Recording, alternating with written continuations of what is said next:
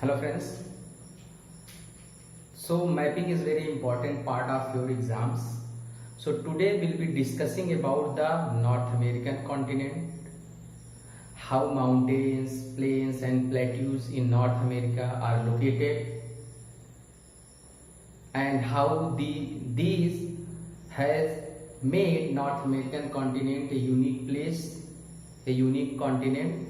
तो आज हम उत्तरी अमेरिकी महाद्वीप के बारे में पढ़ेंगे, किस तरीके से वहां पर पर्वत, पहाड़ और मैदान है, इस चीज को देखेंगे। और ये बहुत इंपॉर्टेंट है हर एग्जाम्स के लिए। मैपिंग आपको अच्छे से प्रैक्टिस करना है।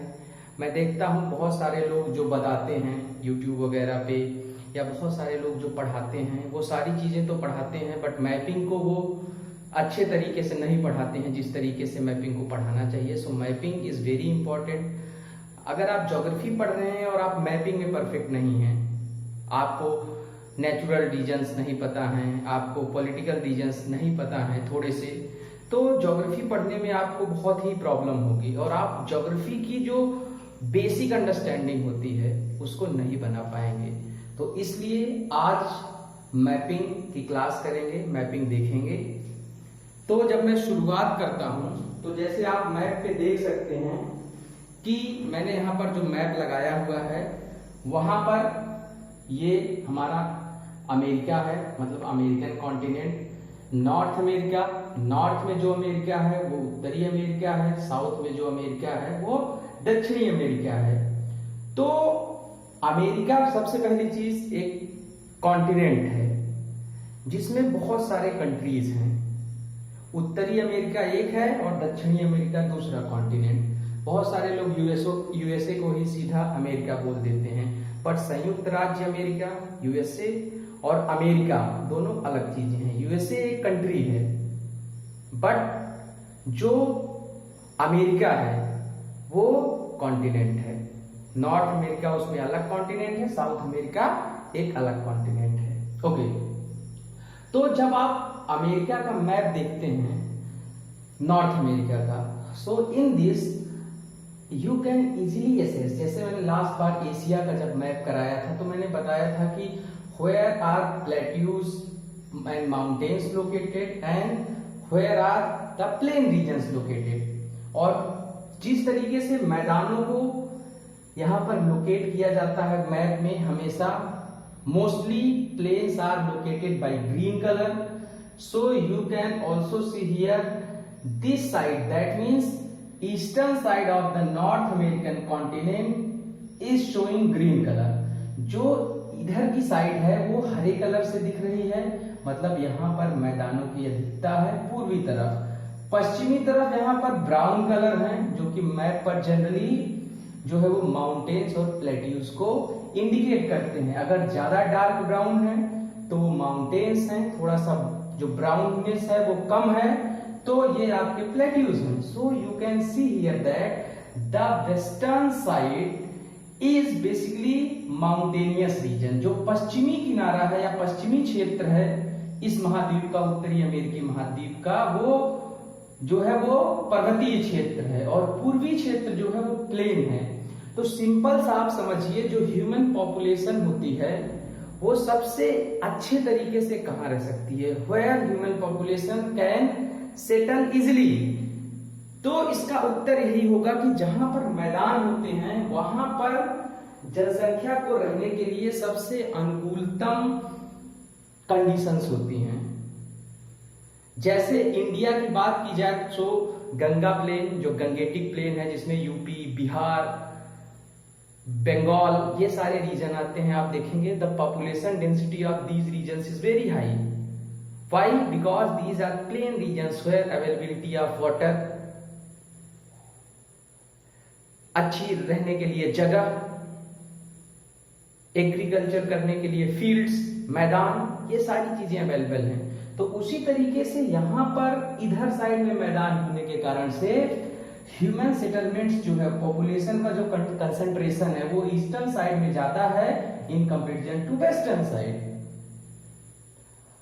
अब जब इधर ह्यूमन कंसंट्रेशन ज्यादा है तो सिंपल सी बात है जो इकोनॉमिक डेवलपमेंट होगा, rate of economic development is high in the eastern side. Number of industries, जो इकोनॉमिक एक्टिविटीज हैं वो सबसे ज्यादा किधर साइड में होती हैं? ईस्टर्न साइड में, ईस्टर्न कोस्टल रीजन में, ईस्टर्न जो प्लेन्स है, ईस्टर्न साइड जो मैदान है पूर्वी तरफ में, वहां पर सबसे ज्यादा होती है। अब हम इसकी फिजियोग्राफी की बात करते हैं।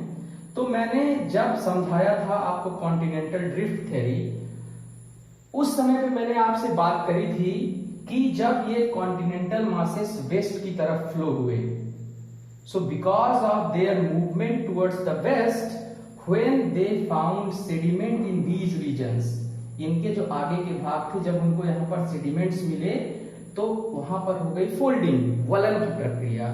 So because of their westward movement and because of the process of folding, the folded mountain structure formed here. यहाँ पर वलित पर्वत बने जिनको उत्तरी अमेरिका में रॉकीज बोला जाता है, दक्षिणी अमेरिका में एंडीज। तो रॉकीज जो पर्वत हैं वो हिमालय की तरह ही उत्तर से दक्षिण फैले हुए हैं। They are extended from north to south up to Mexico।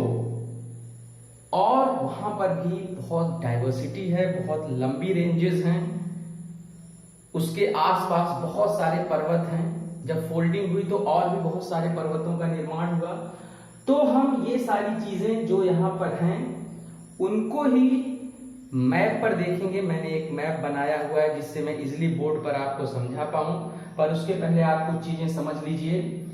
जैसे आप यहाँ पर देखेंगे, यहाँ पर एक वाटर बॉडी है, इसको बोला जाता है हडसन की खाड़ी या इसको बोलते हैं हडसन बे। यहाँ पर है मैक्सिको की खाड़ी या गल्फ ऑफ मैक्सिको। यहाँ पर है लेब्राडोर सी, यहाँ पर है बैफिन बे, ये ग्रीनलैंड है, ये आइसलैंड है। तो इन चीजों को आपको ध्यान में रखना है।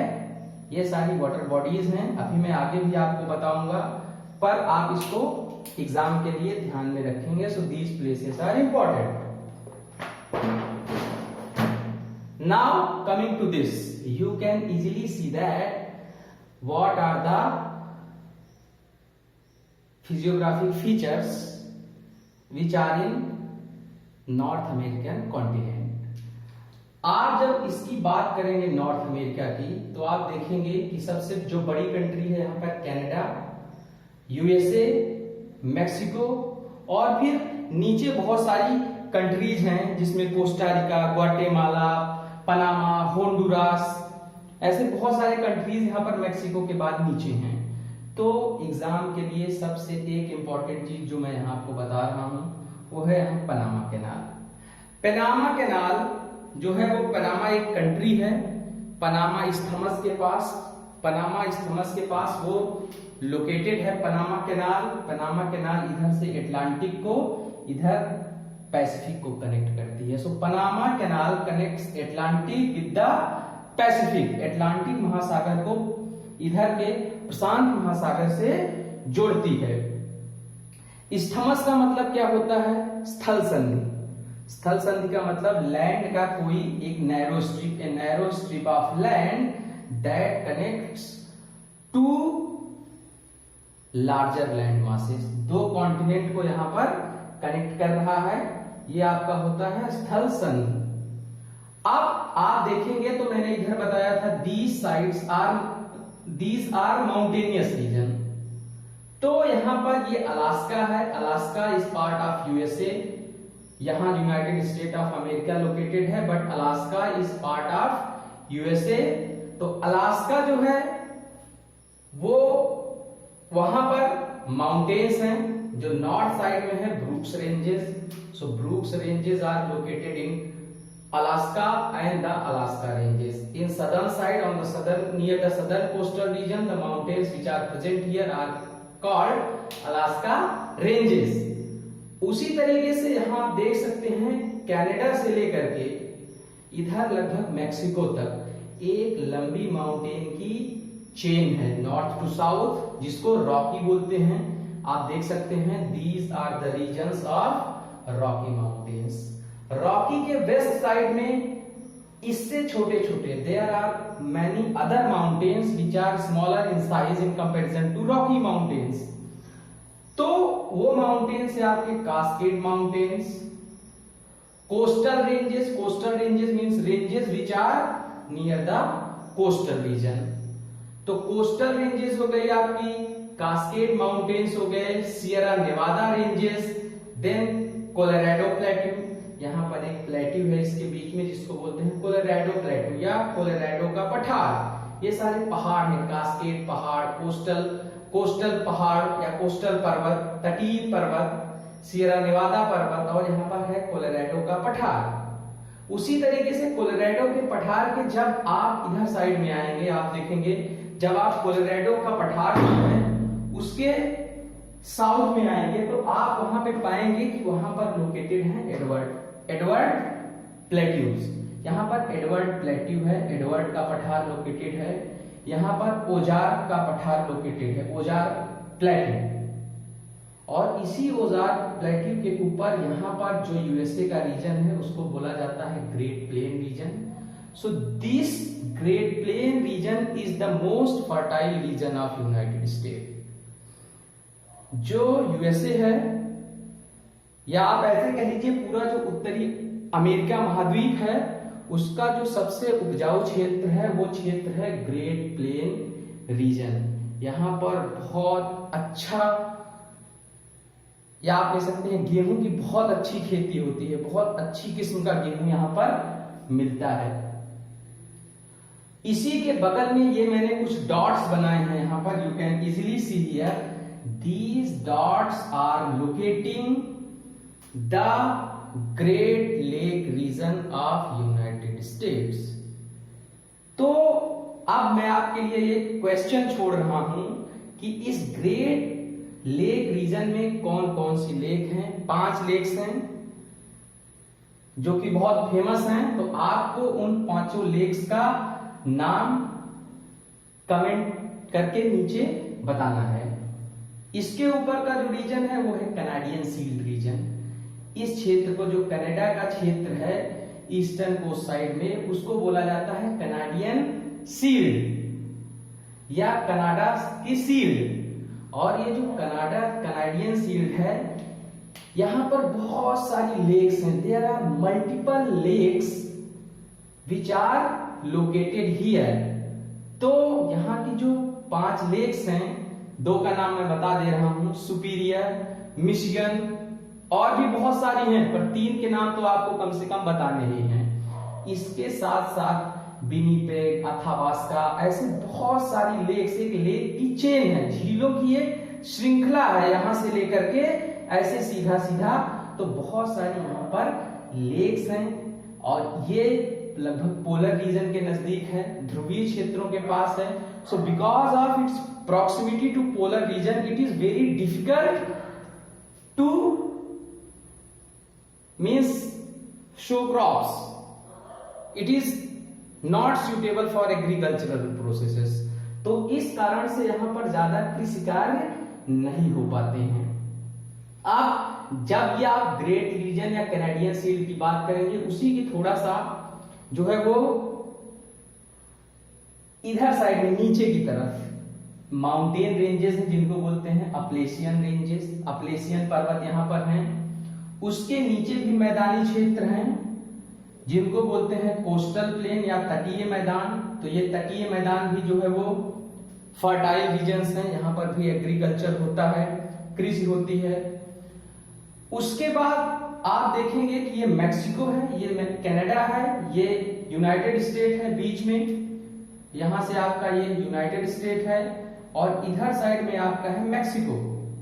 ये 3 सबसे बड़े कंट्रीज हैं नॉर्थ अमेरिकन कॉन्टिनेंट के। So in the Mexican region there is a plateau, means Mexico खुद ही एक प्लेट्यू रीजन है, पठारी क्षेत्र है। तो यहां पर जो प्लेट्यू है, plateau in this region is called Mexican plateau and attached to Mexican plateau the Sierra Madre ranges are located. उसी के साथ ही जो है वो सियरा माद्रे पर्वत जो है वो जुड़े हुए हैं।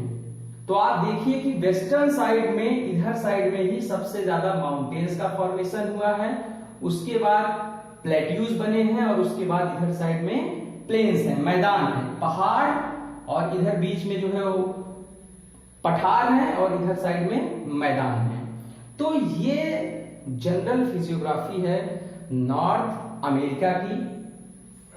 उसके बाद जब आप देखेंगे, मैंने पहले ही आपको बताया है, बैफिन बे, लेब्राडोर सी, ग्रीनलैंड, इधर आइसलैंड है।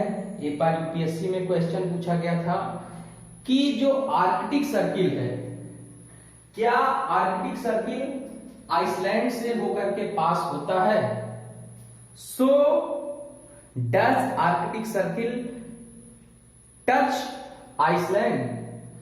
जो 66.5, जो 66.5 डिग्री की लाइन है, जो 66.5 का लैटिट्यूड है, क्या ये आइसलैंड को टच करता है? इसका भी आंसर आप नीचे कमेंट बॉक्स में देंगे तो मुझे भी थोड़ा सा अच्छा लगेगा। उसके बाद इधर साइड में कैरिबियन सी है, so all these are Caribbean countries. Caribbean country जैसे इधर साइड में आप देखोगे, यहां पर क्यूबा है, यहां पर हैती है, Dominican Republic, Trinidad and Tobago, Jamaica, और इसके नीचे है साउथ अमेरिकन कॉन्टिनेंट। तो मैं आपको एक और सलाह देता हूं कि आप लोग क्यूबन मिसाइल क्राइसिस के बारे में पढ़िए, बहुत मजा आएगा, and it is very important if you are studying international relations in world affairs. तो ये सारी चीजें थी, ये सारे माउंटेन रेंजेस हैं जो बहुत ही इंपॉर्टेंट हैं यूएसए के लिए। और जब आप देखेंगे इंपॉर्टेंट सिटीज बहुत सारी यूएस की हैं, इस मैप में यहाँ पर अभी सारी सिटीज को पॉइंट करना, उनको लोकेट करना, ओवर राइटिंग करने से गड़बड़ हो जाएगा। बट मैं आपको सलाह दूंगा कि आप Washington, San Francisco, Florida, Miami beach यहाँ पर है, यहाँ पर मियामी बीच है, मियामी बीच के बारे में जरूर से जरूर आप लोगों ने सुना होगा। बहुत ही सारी मूवीज की शूटिंग यहाँ पर मियामी बीच पे होती है, and it is very means a nice place for water recreation. तो अगर आपको मौका मिले तो कभी घूम करके आइए। तो ये सारी जनरल चीजें थी नॉर्थ अमेरिका के बारे में। आगे हम इसी तरीके से जो साउथ अमेरिकन कॉन्टिनेंट है उसके बारे में भी जो है वो मैपिंग करेंगे। Thank you very much for today.